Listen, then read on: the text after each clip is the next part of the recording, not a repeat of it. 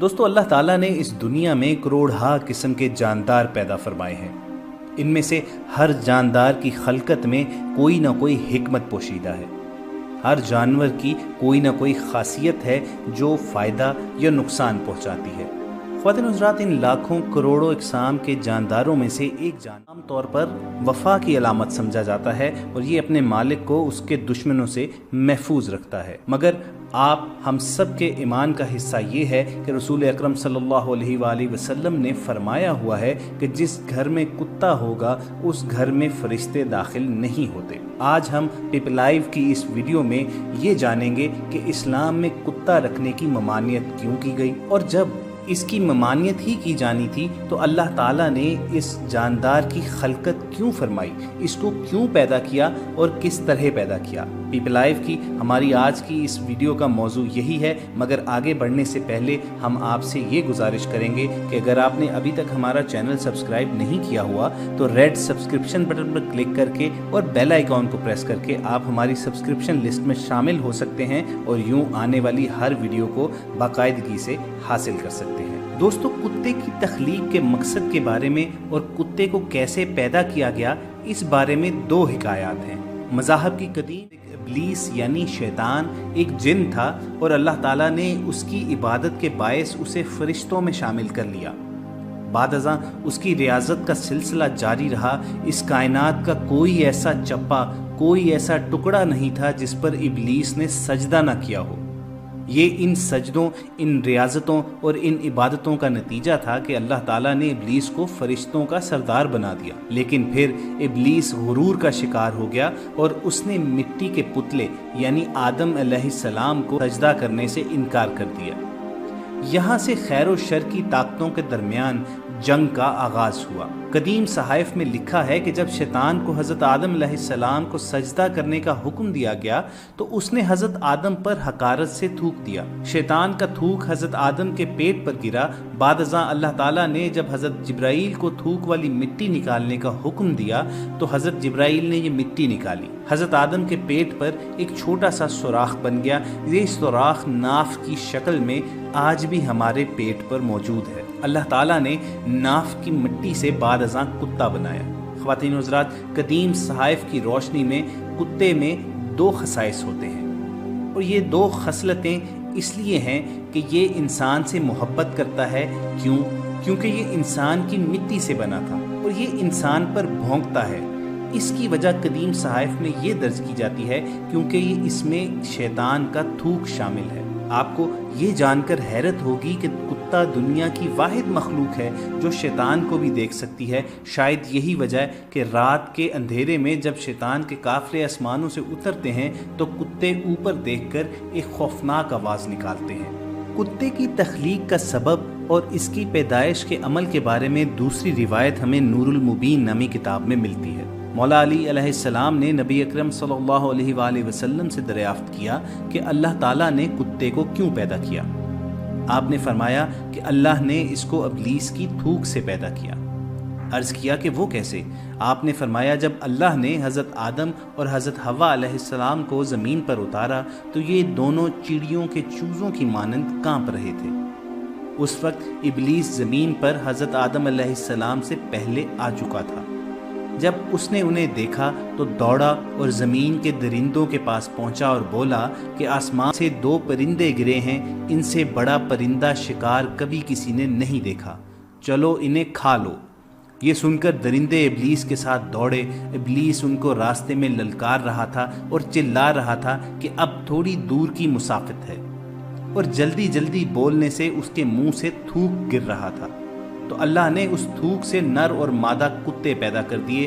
وہ دونوں حضرت آدم اور حضرت حوا علیہ السلام کے سامنے کھڑے ہو گئے اور ان دونوں نے ان درندوں کو ان کے قریب آنے نہیں دیا۔ اسی دن سے کتا جنگل کے درندوں کا دشمن اور درندے کتوں کے دشمن ہو گئے۔ غالباً کتے میں وفا کا عنصر اسی لیے شامل ہے کہ یہ روز ازل ہی سے انسان کی حفاظت کے لیے معمور کیا گیا ہے۔ مگر دوستو، یہاں سوال یہ اٹھتا ہے کہ جب اس میں یہ خاصیت پائی جاتی ہے تو اس کے باوجود کتے کو گھر میں رکھنے سے مسلمانوں کو کیوں منع فرمایا گیا ہے؟ یہی ہماری اس آج کی ویڈیو کا ٹاپک ہے اور ہم اس کو ایک تفصیلی جواب کی صورت میں آپ تک پہنچائیں گے۔ یہاں ہم کچھ سائنسی انکشافات ضرور آپ کے ساتھ شیئر کریں گے کہ جس کے بعد آپ کے ذہن میں کسی بھی قسم کی کوئی شک کی گنجائش نہیں رہے گی کہ بالآخر نبی صلی اللہ علیہ وآلہ وسلم نے ہمیں بلا ضرورت گھر میں کتے پالنے کی ممانعت کیوں فرمائی ہے۔ خواتین و حضرات، بڑے دکھ کی بات ہے کہ یورپ کی تقلید میں ہمارے ہاں بھی امیر گھرانوں میں کتوں سے کھیلنا اور شوقیہ طور پر گھروں پر کتے پالنا ایک فیشن اور اسٹیٹس سمبل بنتا جا رہا ہے۔ یہاں یہ بات ضرور آپ تک پہنچا دیں کہ اسلام میں کتے رکھنا بالکل ہی منع نہیں کیا گیا، بلکہ اس کی ایک محدود اجازت کچھ شرائط کے تحت دی گئی ہے۔ چنانچہ جو کتے کسی ضرورت سے پالے جائیں، مثلا شکاری کتے یا کھیت اور مویشیوں وغیرہ کی حفاظت کرنے والے کتے، وہ اس حکم سے باہر ہیں۔ مشاہدے کی بات یہ ہے کہ لوگ کتوں پر تو خوب خرچ کرتے ہیں، لیکن انسان کی اولاد پر خرچ کرنے میں بخل سے کام لیتے ہیں۔ مغرب میں تو ایسے بے شمار لوگ ہیں جو مرتے وقت اپنی جائیداد کتوں کے نام کر جاتے ہیں اور اپنے پڑوسی حتیٰ کہ اپنے بھائی تک کو بھول جاتے ہیں، اپنے عزیز و اقارب سے بے رخی برتتے ہیں۔ یہاں آپ تک نبی اکرم صلی اللہ علیہ وآلہ وسلم کی ایک حدیث پہنچاتے ہیں کہ میرے پاس جبرائیل تشریف لائے اور کہا، گزشتہ شب میں آیا تھا لیکن گھر میں داخل نہ ہونے کی وجہ یہ تھی کہ دروازے پر مجسمہ تھا اور گھر میں تصویروں والا پردہ تھا اور گھر میں کتا بھی تھا، لہٰذا جو مجسمہ گھر میں ہے اس کا سر آپ اس طرح کٹوا دیجئے کہ وہ درخت کی شکل میں رہ جائے اور پردہ پھاڑ کر تکیے بنا لیجئے اور کتے کو گھر سے باہر نکلوا دیجئے۔ خواتین حضرات، کتوں کے بارے میں اسلامی احکامات تو بڑے واضح اور کلیئر ہیں، لیکن یہاں یہ بھی مناسب معلوم ہوتا ہے کہ آپ کے ساتھ کچھ جدید سائنسی معلومات بھی شیئر کریں، کیونکہ یہ وہ دور ہے جس میں ذہنوں میں سوالات جنم لیتے ہیں۔ چنانچہ ہمارا فرض بنتا ہے کہ کچھ سائنسی انکشافات کے ذریعے آپ کے ذہنوں میں پیدا ہونے والے ان سوالوں کا جواب ضرور پرووائڈ کریں، تاکہ ایک عام مسلمان اپنے دین پر ایمان مضبوط رکھے اور وہیں ایک غیر مسلم کے دل میں بھی دین اسلام کے برحق ہونے کے بارے میں ایک مثبت فکر پیدا ہو سکے۔ علامہ یوسف القرضاوی نے ان سائنسی معلومات کو اپنی کتاب اسلام میں حلال و حرام کے ذریعے ایک جرمن اسکالر نولر سے قلم بند کیا ہے۔ اس کا یہ مضمون ایک جرمن رسالے میں شائع ہوا تھا۔ اس مضمون میں ان اہم خطرات کو بیان کیا گیا ہے جو کتے کو پالنے یا اس کے قریب رہنے کی صورت میں لاحق ہوتے ہیں۔ نولر لکھتا ہے کہ گزشتہ چند برسوں میں لوگوں کے اندر کتا پالنے کا شوق کافی بڑھ گیا ہے، جس کے پیش نظر ضرورت محسوس ہوتی ہے کہ لوگوں کی توجہ ان خطرات کی طرف مبذول کرائی جائے جو اس سے پیدا ہوتے ہیں، خصوصاً جبکہ لوگ کتا پالنے ہی پر اکتفا نہیں کرتے بلکہ اس گھر میں اس طرح چھوڑ دیا جاتا ہے کہ وہ چھوٹوں اور بڑوں کے ہاتھ چاٹ لے، ان کی پلیٹوں میں رکھا کھانا کھا جائے۔ طبی نقطہ نظر سے دیکھا جائے تو کتے کو پالنے اور اس کے ساتھ خوش طبعی کرنے سے جو خطرات انسان کی صحت اور اس کی زندگی کو لاحق ہوتے ہیں ان کو معمولی خیال نہیں کیا جا سکتا۔ بہت سے لوگوں کو اپنی نادانی کی بھاری قیمت ادا کرنی پڑتی ہے۔ اس کی وجہ یہ ہے کہ کتوں کے جسم پر ایسے جراثیم ہوتے ہیں جو دائمی اور لا علاج امراض کا سبب بنتے ہیں، بلکہ کتنے ہی لوگ اس مرض میں مبتلا ہو کر اپنی جان سے ہاتھ دھو چکے ہیں۔ اس جراثیم کی شکل فیتا کی مانند ہوتی ہے اور یہ انسان کے جسم پر پھنسی کی شکل میں ظاہر ہوتے ہیں۔ گو اس قسم کے جراثیم مویشیوں اور خاص طور سے سوروں کے جسم پر بھی پائے جاتے ہیں، لیکن نشو و نما کی پوری صلاحیت رکھنے والے جراثیم صرف کتوں پر ہوتے ہیں۔ یہی جراثیم گیدڑ اور بھیڑیے کے جسم پر بھی ہوتے ہیں۔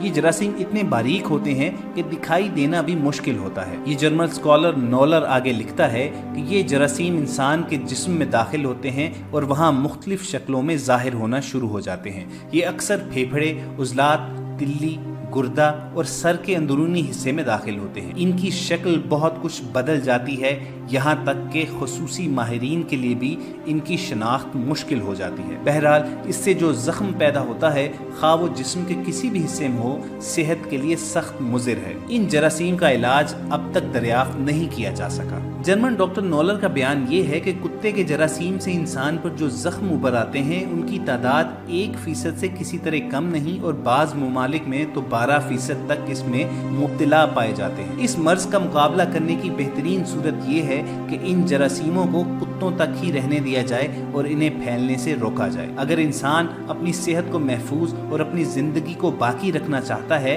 تو اسے کتوں کے ساتھ خوش طبعی نہیں کرنا چاہیے، انہیں قریب آنے سے روکنا چاہیے، بچوں کو ان کے ساتھ گل مل جانے سے باز رکھنا چاہیے، کتوں کو ہاتھ چاٹنے کے لیے نہیں چھوڑ دینا چاہیے اور نہ ہی بچوں کو کھیل کود اور تفریح کے مقامات میں رہنے اور وہاں گندگی پھیلانے کا موقع دینا چاہیے۔ اسی طرح کتوں کے کھانے کے برتن بھی الگ ہونے چاہیے۔ انسان اپنی کھانے کے لیے جو پلیٹیں وغیرہ استعمال کرتا ہے ان کو کتوں کے آگے چاٹنے کے لیے نہیں ڈال دینا چاہیے۔ خواتین و حضرات، یہاں ہم رسول اکرم صلی اللہ علیہ وآلہ وسلم کا ایک اور فرمان آپ کے ساتھ شیئر کرتے ہیں۔ نبی صلی اللہ علیہ وآلہ وسلم نے فرمایا کہ جب کتا کسی کے برتن میں منہ ڈالے تو اسے چاہیے کہ برتن کو 7 مرتبہ دھوئے اور ان میں سے 1 مرتبہ مٹی لگا کر دھو لے۔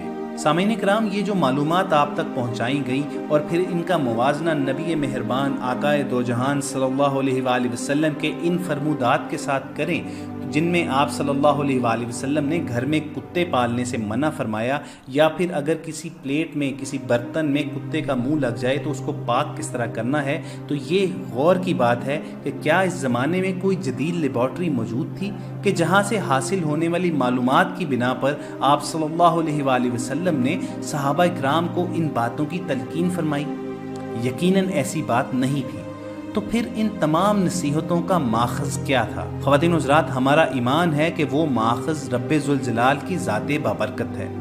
اس کا ثبوت قرآن مجید کی سورہ نجم کی اس آیات مبارکہ میں ملتا ہے کہ وہ اپنی خواہش نفس سے نہیں بولتا، یہ تو ایک وحی ہے جو اس کی طرف کی جاتی ہے۔ تو دوستو، ہم نے آج آپ سے یہ شیئر کیا کہ کتے کی خلقت کا سبب کیا تھا، کتے کو پیدا کس لیے کیا گیا اور کس طرح کیا گیا، اور پھر اتنی ساری خصوصیات ہونے کے باوجود اسلام میں کتا گھر میں رکھنے کی ممانعت کیوں فرمائی گئی۔ اس سلسلے میں ہم نے اپنے آقا حضرت محمد صلی اللہ علیہ وآلہ وسلم کے مختلف فرمودات رکھے، اس ساتھ ساتھ کچھ میڈیکل ایڈوائزز اور سائنسی انکشافات کے ذریعے آپ تک یہ پہنچایا ان فرمودات کے پیچھے کیا حکمت کار فرما تھی کہ رسول اکرم صلی اللہ علیہ وآلہ وسلم نے کتوں کو ہمیں اپنی زندگیوں سے دور رکھنے کا درس دیا۔ ہم امید کرتے ہیں